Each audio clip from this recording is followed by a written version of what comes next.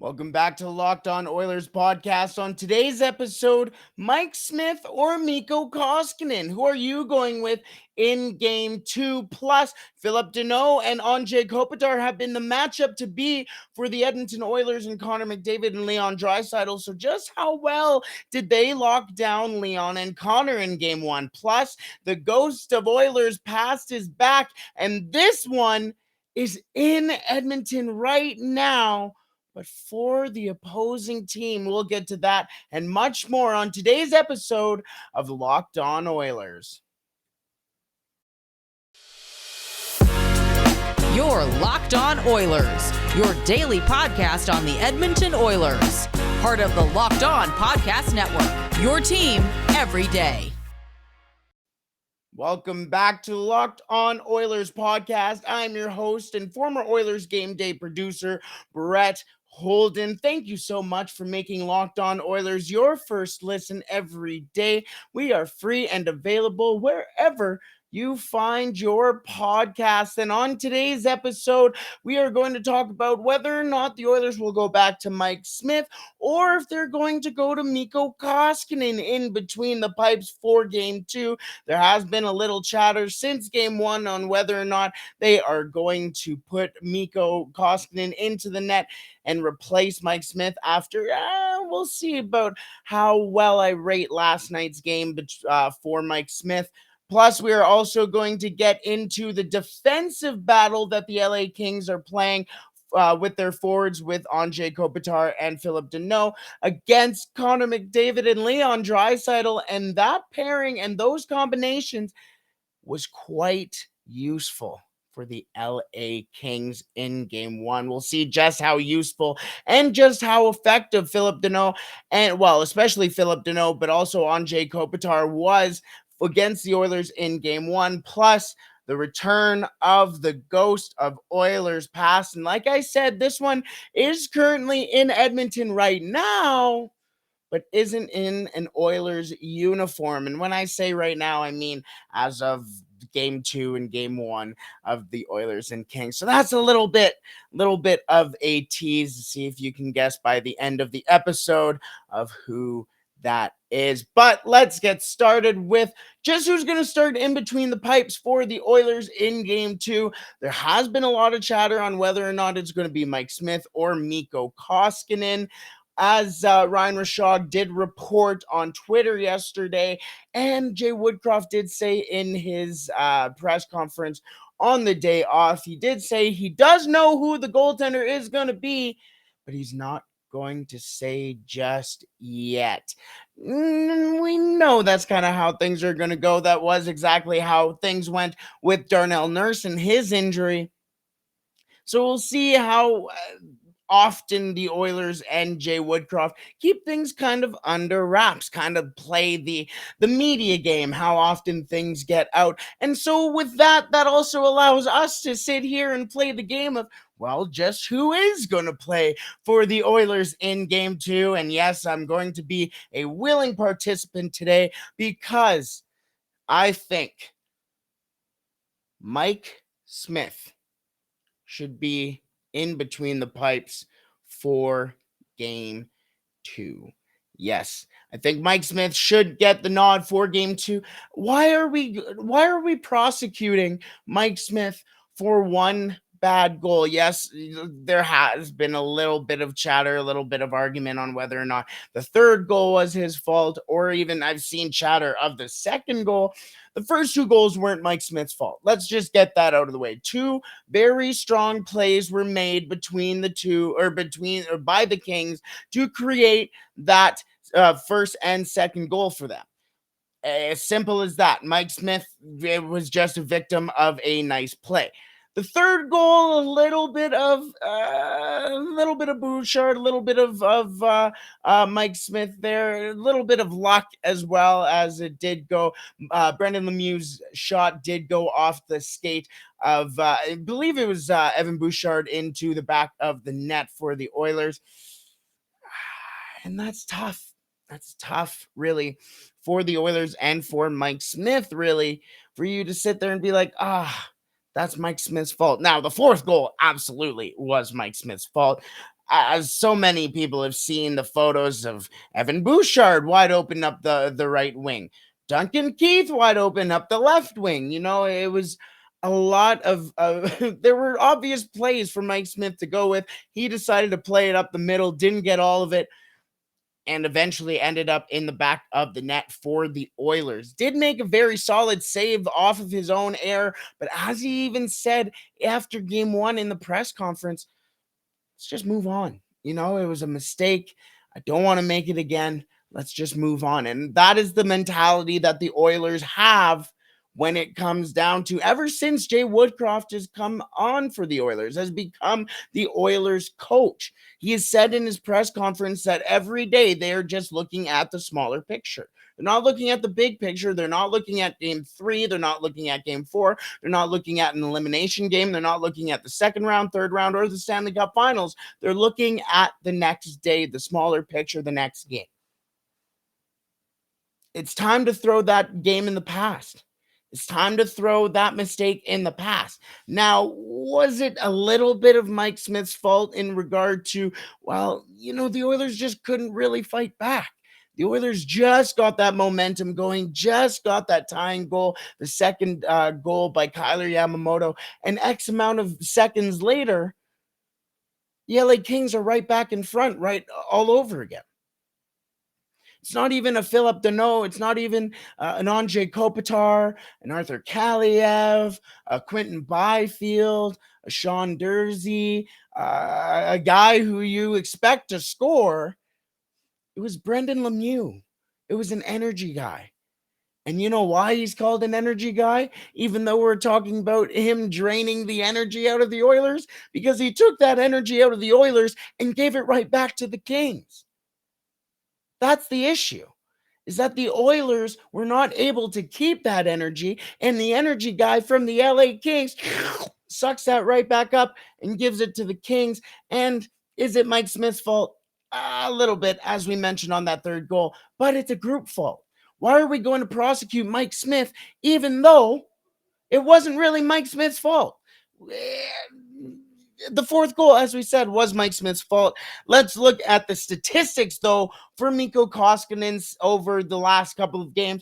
I'd like to really point out the minutes for, or not even minutes for, the games played, I should say, since Jay Woodcroft has taken over and since the trade deadline, because that has really been the Oilers' seems like season. It seemed like since Jay Woodcroft came in, the Oilers really picked up their play, and since then that has been the best hockey that they have played, and it is the identity that the Oilers want to have going into the playoffs. We're not going to look at how the Oilers were playing and not playing as opposed to how they are now. Yeah, it just doesn't make sense. So let's take a look at how the Oilers have done since, or Mikko Koskinen, I should say, has done ever since Jay Woodcroft has come along, since February 10th, which was when Jay Woodcroft came in. Mikko Koskinen is 31st in the league in goals against average with a 3.04 in 19 games played. In save percentage, he's 26th in the league, which is actually above Jonathan Quick and Calvin Peterson for the Kings. 26th in the league with a .906 save percentage. And once again, Mike Smith in that category is 5th in the league, only behind Elias Rokin, Casey DeSmith, Darcy Kemper, and Igor Shesterkin. Obviously, we're going to have stinkers. The Oilers are going to have stinkers, and last night, Mike Smith had a stinker. Mike Smith last night had a .886 save percentage. That is much different than his 926 save percentage since February 10th, and much different than his .931 save percentage since the trade deadline. Those are favorable numbers if you ask anybody. Is it time for Mike Smith to pick it up and maybe settle down with the puck play, please? Yes, absolutely. But now is not the time for the Oilers to switch over to Mikko Koskinen. As Tyson Barrie said, the Oilers are not panicking. It's not time to press the panic button. So why are we trying to make drastic changes to a system that has worked for the Oilers? There is no reason why Mike Smith should not start for the Oilers in game 2. It wasn't his fault that the Oilers couldn't score more goals with Connor McDavid and Leon Draisaitl scoring well. They both scored a goal last in game 1, I should say.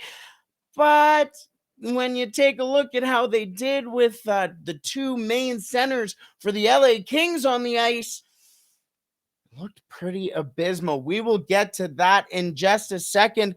But first, let me tell you about Rock Auto. This episode is brought to you by Rock Auto. With the ever-increasing numbers of makes and models, it is now impossible for your local chain auto parts store to stock all the parts you need. Why endure the pointless and seemingly intimidating questioning like, is your Odyssey an LX or an EX? And wait while the person behind the counter orders the parts on their computer, choosing the only brand that their factory has in their warehouse. You have computers with access to rockauto.com at home and in your pocket. Why choose to spend 30, 50, and even 100% more on the same parts from a chain store or a dealership? Like that same Odyssey, for a fuel pump for that Odyssey, $353 at the chain store, when on Rock Auto it is $216. Save time and money when you're using Rock Auto. Plus, Rock Auto is a family business serving do-it-yourselfers for over 20 years. They have everything you could possibly need, from brake parts to tail lamps, motor oil, and even a new carpet. Go to rockauto.com right now to see all the parts available for your car or truck, and write Locked On in their "How did you hear about us" box so they know who sent you. Amazing selection, reliably low prices, all the parts your car will ever need, all at rockauto.com. Whew. I need a sip of my coffee. It is a wonderful day today. Oh, wonderful, wonderful. Game 2 tonight for the Oilers. As, yes, Connor McDavid and Leon Draisaitl both did get a goal for the Oilers in game 1. Connor McDavid's was an all-class world beater and vintage Connor McDavid in at the end of the first period. And Leon Draisaitl ended up tying the game at 3 for the Oilers. And then, as I have brought up multiple times since yesterday's episode, he hacked Sean Durzi, he pushed Sean Durzi, and then right after, forced a power play and created a power play for the Oilers right after. Great energy from Leon Draisaitl last night, but most of that was done without Anze Kopitar or Philip Danault on the ice for the LA Kings. Yeah, in 8 minutes and 46 seconds of 5-on-5 time for Philip Danault against Connor McDavid and Leon Draisaitl. That is how much time he played in game 1 against Leon Draisaitl and Connor McDavid. 8 minutes and 46 seconds. In that time, Leon and Connor and the Edmonton Oilers had one shot on goal. 8 minutes and 46 seconds. One shot on goal for Leon Draisaitl and Connor McDavid and the Edmonton Oilers. The whole team, not just the two of them. The entire team. 8 minutes. That is almost half a period. The Oilers weren't putting up a shot on goal. One shot on goal for the Oilers in that time. Philip Danault shut down the Edmonton Oilers in game 1, shut down Connor McDavid in game 1, shut down Leon Draisaitl in game 1. He scored the game-winning goal. What are the Oilers going to do about Philip Danault? Philip Danault played 22 minutes, 45 seconds all together on the ice last night, or in game 1. of that 5-on-5 time, he had 8 minutes and 46 seconds against Connor McDavid. And on 5-on-5, he had 12 minutes and 34 seconds. So out of 12 minutes and 34 seconds of 5-on-5 play for Philip Danault, 8 minutes and 46 of those were against Connor McDavid and Leon Draisaitl, and he has caused a problem. So what do the Oilers need to do? Do the Oilers need to stop playing Leon and Connor every time that Philip Danault is on the ice? They have last change. They can do so. That is an option for the Oilers, especially when you consider that the Oilers often deploy the 11-6, and with the 11-6, you have guys like Ryan Nugent-Hopkins who can jump out on the ice, Kyler Yamamoto, Jesse Puljujarvi, Evander Kane. You have guys like Derek Ryan who's able to go out there and still not produce, but still create something impressive for the Oilers and create some sort of energy for the Oilers. Warren Foegele, throw Foegele out there. Those are guys who, as we spoke about quite often, Ryan McLeod, again, another guy who has energy, has been able to impose himself when those guys aren't on the ice, and those are the guys that the Oilers need to be doing something. So if we're 5-on-5, if we're looking at the Oilers 5-on-5 with Philip Danault on the ice, adjustments are going to have to be made, and it's most likely going to be Connor McDavid or Leon Draisaitl not on the ice. I'm not even concerned right now about Anze Kopitar. Anze Kopitar played the most amount of minutes than anybody in the game in game one with 25 minutes and 41 seconds. That includes more than Connor McDavid, more than Darnell Nurse, more than Cody Ceci, more than Leon Draisaitl, more than Philip Danault, more than Sean Durzi, more than Adrian Kempe, all of these guys. I'm not even worried about Anze Kopitar right now because it's almost a given that at least a quarter of the game, he's going to be on the ice. I'm more concerned about for the Oilers where Philip Danault is going to be. Yes, we've talked about how important Philip Danault is. And yes, we've talked about if Philip Danault is on his game, then the Oilers are in trouble. Well, guess what? Philip Danault is on his game. He shut down Austin Matthews, and he's going to shut down. Well, he shut down Nikita Kucherov a little bit as well in the Stanley Cup final. And right now, he's shutting down Leon Draisaitl and Connor McDavid. Simple as that. And so now the Oilers and the Oilers players need to sit there, and especially their forward core need to sit there, realize when Philip Danault is on the ice, and say, "Hey, Leon and Connor aren't probably going to be on the ice. We need to step up. We need to show that depth." Hello? That depth. And the Oilers finally have that depth. They aren't going into the playoffs with Dominic Cahoon on the first line next to Connor McDavid. It's not happening. You have guys like Ryan McLeod, who has been in the lineup or been in the organization for years. You have an Evander Kane, who is on pace to score 44 goals this season. You have a Jesse Puljujarvi, who can go out there and produce some sort of energy for the Oilers and hit. And as we will look at in the next section as well, has the least amount of expected or goals against in 60 minutes in all the Oilers. Jesse Puljujarvi. He's shutting down the opposition. So now let's turn, as we said numerous times in yesterday's episode, let's turn that back check into a forecheck, into a paycheck. And if Philip Danault is not on the ice, Connor McDavid and Leon Draisaitl need to do that as well and cash that paycheck.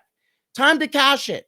Time, as soon as that guy is not on the ice, it's deploy the two of them. Let's get out. I'm not even saying let's play Connor and Leon together, because that we have seen that doesn't work 5-on-5.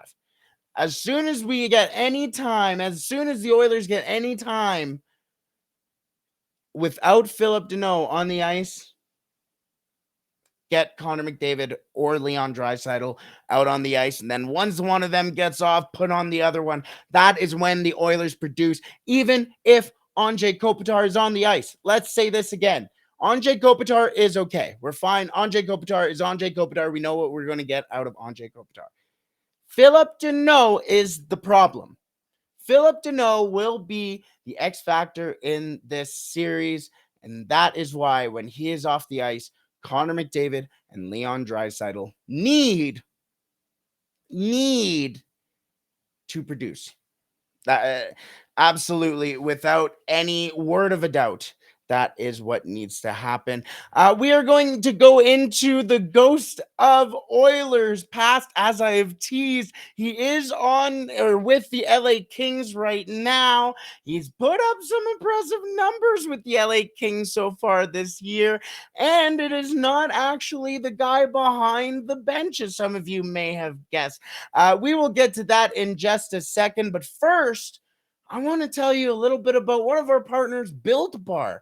Summer is coming, and with summer, you are going to need some food on the go. Built Bars are the perfect snack to take with you on family vacations. Throw them in your backpack, throw them in your kids' backpacks. Make sure that everyone has a bar and you are fueled and ready to go with no more sacrificing for those good, strong, nutritious meals for that bad taste. It is delicious. And you can put them on your summer, bring them on your summer adventures, excuse me. The best part about Built Bars, as I mentioned, they are healthy and delicious. No more sacrificing delicious food for health. With Built Bar, you can have both. They worry about making the food delicious first and then healthy for you afterwards.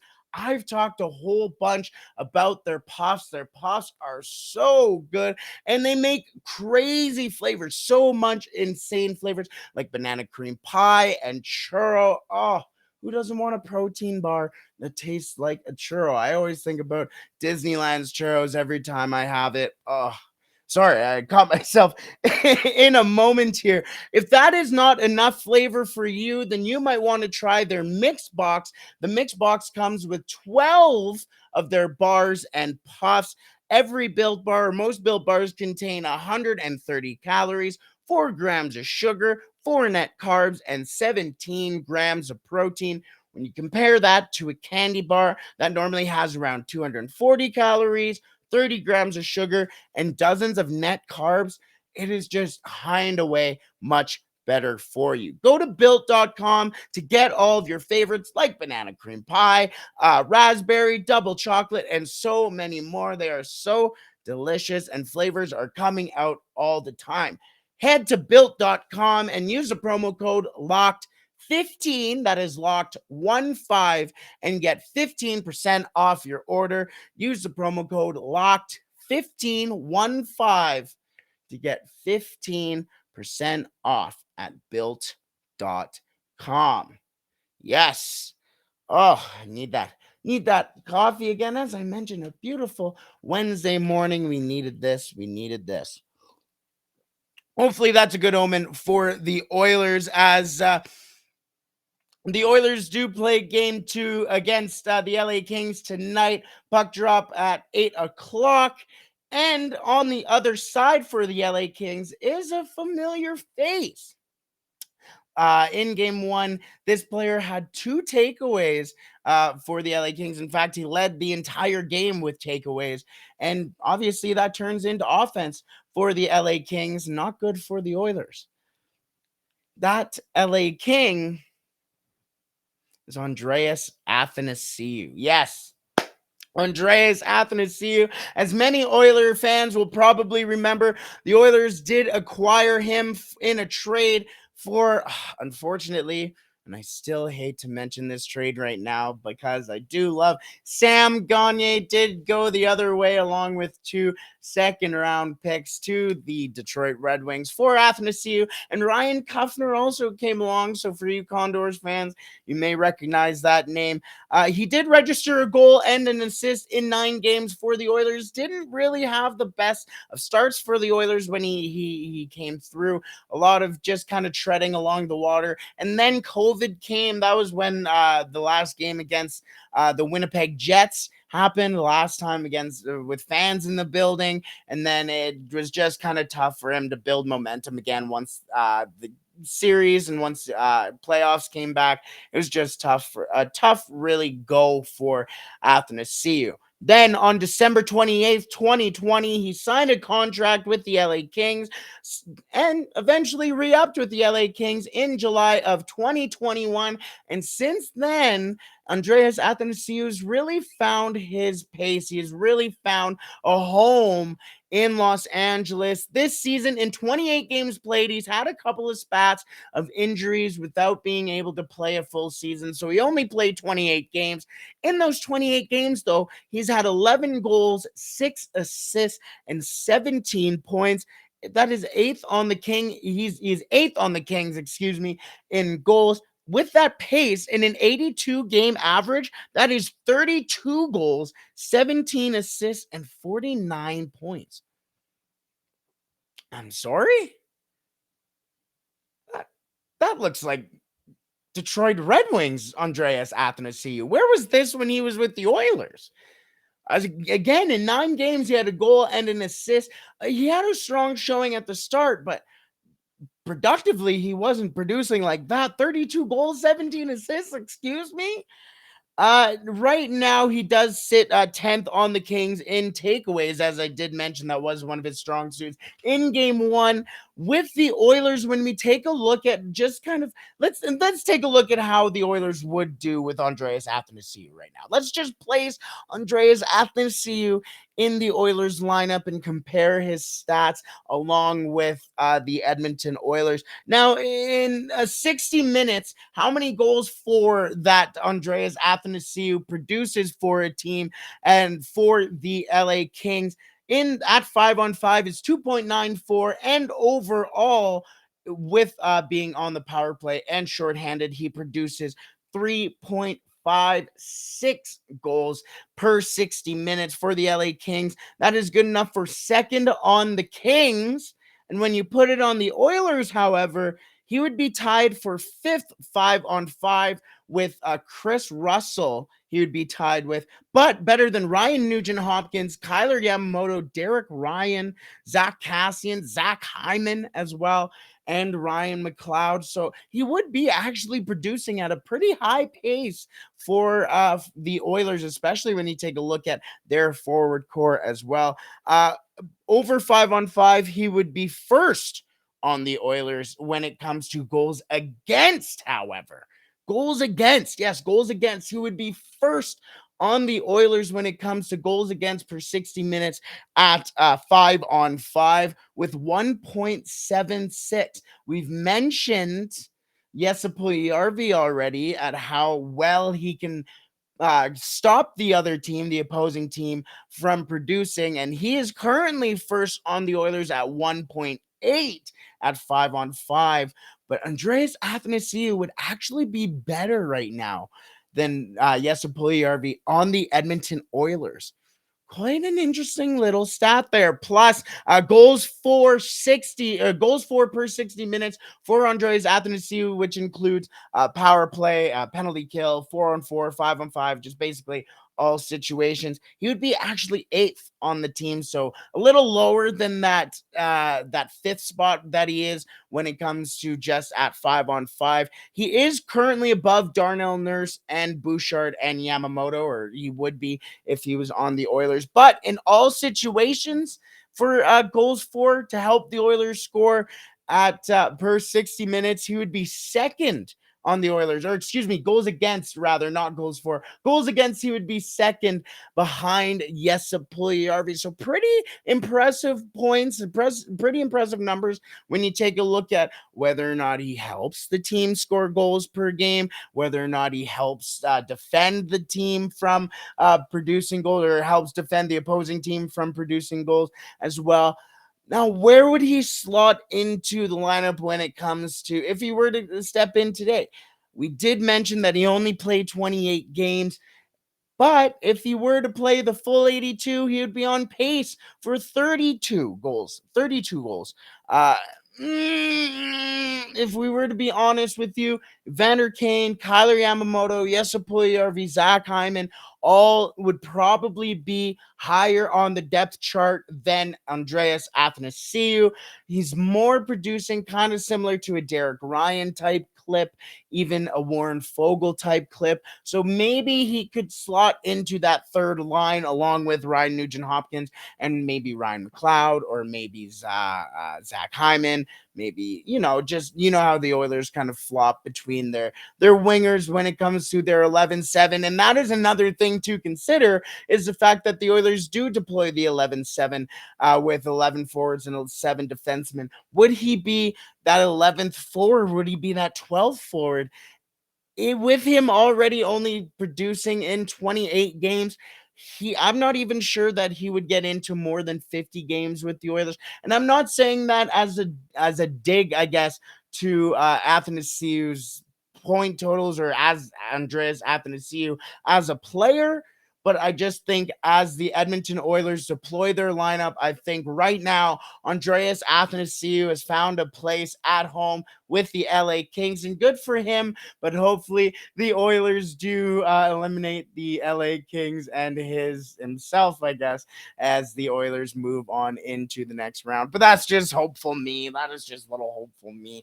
Once I said again, the Oilers do play at 8 o'clock tonight against the LA Kings. Game 2 goes at Rogers Place. If you aren't able to go to the game, that's okay. I want to hear it on the TV anyways. Also, the Ice District is open as well. They have the TV going outside of the ring, so you can go out there and watch the game there. Let us know who you think is going to score the first Oilers goal. Who do you think is also going to start in net tonight for the Oilers? And if Mike Smith doesn't go too well against the Oilers tonight, does Mikko Koskinen step up in Los Angeles? Let us know. You can reach out to us at Locked On Oilers on Twitter, and you can also tweet me right here at the Real Holden 40. Thank you so much for joining us here on Locked On Oilers.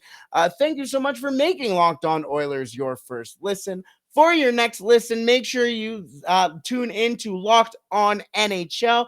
From first round matchups to each Stanley Cup kiss, Locked On NHL covers the playoffs like no other. Hear the latest news and opinions from local experts every Monday through Friday. It is free and available wherever you get your podcasts. Thank you again so much. I hope you have a terrific Wednesday and stay safe.